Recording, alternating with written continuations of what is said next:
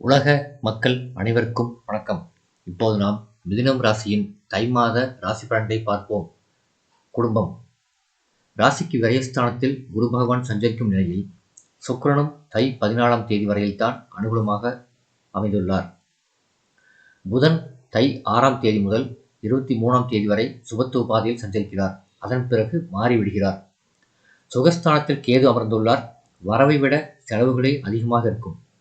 எந்த செலவையும் தவிர்க்க முடியாது. குடும்ப பிரச்சனைகள் மன அமைதியை பாதிக்கும். சுகஸ்தானத்தில் வலம் வரும் கேதுவின் நிலையினால் நெருங்கிய உறவினருக்குள் ஒற்றுமை குறையும். கணவன் மனைவியரிடையே பரஸ்பர அன்பு பாதிக்கப்படும். அஷ்டம ராசியில் சூரியன் சஞ்சரிப்பதால் அதிக உஷ்ணத்தினால் அடிக்கடி சோர்வும் சர்ம சம்பந்தமான உபாதைகளும் ஏற்படும். மருத்துவ செலவுகளை தவிர்க்க இயலாது. மாதக்கடைசியில் சிறு கடன் ஒன்றை ஏற்க நேரிடும். தை 15ஆம் தேதியிலிருந்து சுக்கிரனின் ஆதரவு குறைவதால் விவாக முயற்சிகளில் ஏமாற்றம் ஏற்படும். ஜீவனஸ்தானத்தில் அமர்ந்துள்ள ராகுவுடன் சுக்கிரன் சேர்வதால் எதிர்பாராத பணவரவு ஏற்படுவதற்கும் சாத்தியக்கூறு உள்ளது. உத்தியோகம். பாகியஸ்தானத்தில் சுக்கிரனும் சனி பகவானும் இணைந்துள்ள தருணத்தில் உத்தியோகஸ்தானத்தில் ராகு நிலை கொண்டுள்ளதால் இடமாற்றமும் சிறு அளவில் சலுகைகளும் கிடைக்கும். ஆயினும் இடமாற்றம் மனதிற்கு திருப்தியை அளிக்காது. ஏற்றுக்கொள்வது எதிர்காலத்துக்கு நன்மை செய்யும்.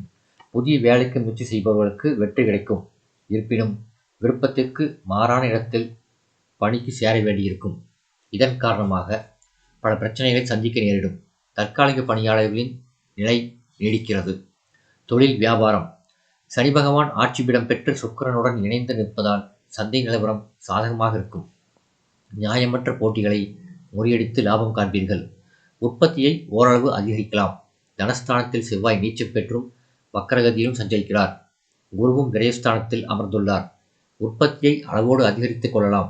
இருப்பினும் கடனுக்கு சரக்குகளை அனுப்புவதை கண்டிப்பாக குறைத்துக் கொள்ள வேண்டும். கிரக நிலைகளின்படி முன்பணம் பெற்றுக் கொண்ட பிறகே சரக்குகளை அனுப்புவது நல்லது. புதிய முதலீடுகளை தவிர்க்க வேண்டும். கலைத்துறையினர். வருமானம் ஏற்றத்தாழ்வின்றி ஒரே சீராக இருக்கும். அனாவசியமான செலவுகளை தவிர்ப்பது அவசியம். இல்லாவிடில் புதிய கடன்களை ஏற்க நேரிடும். தவிர தசபுக்திகள் ஆதரவாக இல்லாவிடில் இம்மாதத்தின் கடைசி 2 வாரங்கள் கடும் சோதனையாக அமையும். வாய்ப்புகளும் குறையக்கூடும். குறிப்பாக திரைப்பட தயாரிப்பாளர்கள் புதிய முதலீடுகளில் கவனமாக இருத்தல் அவசியம். சில படங்களுக்கு மக்களிடையே எதிர்பார்க்கும் அளவிற்கு வரவேற்பு இருக்காது. அரசியல் துறையினர். அரசியல் துறைக்கு அதிபதியான சுக்கிரன் தை 14ஆம் தேதி வரையில்தான் அனுகூலமாக நிலை கொண்டுள்ளார்.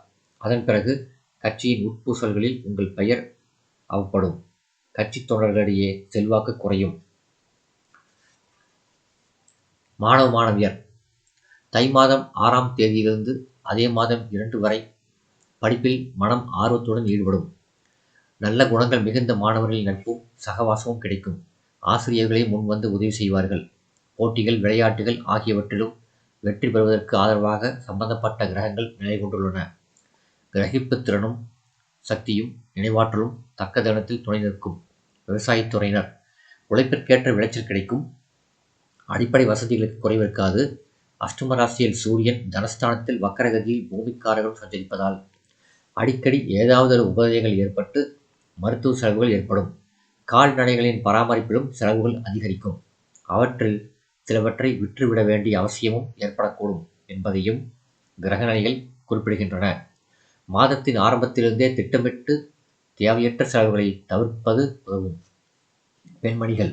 இம்மாதம் முழுவதும் குரு பகவான் விரயத்தில் சஞ்சரிப்பதால் அவரால் அதிக நன்மைகளை எதிர்பார்க்க இயலாது. குடும்ப பிரச்சனைகளும் மனதை அரிக்கும். குழந்தைகளின் எதிர்காலம் பற்றிய கவலை சோர்வை ஏற்படுத்தும். வேலைக்கு முயற்சித்து வரும் மங்கையருக்கு தடங்கல்கள் ஏற்படும். வரனுக்கு காத்துள்ள பெண்களுக்கு நல்ல இடம் அமைவது தாமதப்படும். பரிகாரம். வியாழக்கிழமைகளில் மகான்களின் ஜீவசமாதி தரிசனம் நன்மையளிக்கும். சந்திராஷ்டம தினங்கள் தை 15 இரவு முதல் 17 இரவு வரை. இந்த வீடியோ உங்களுக்கு பிடிச்சிருந்தா லைக் பண்ணுங்கள், ஷேர் பண்ணுங்கள், சப்ஸ்கிரைப் பண்ணுங்கள். நன்றி.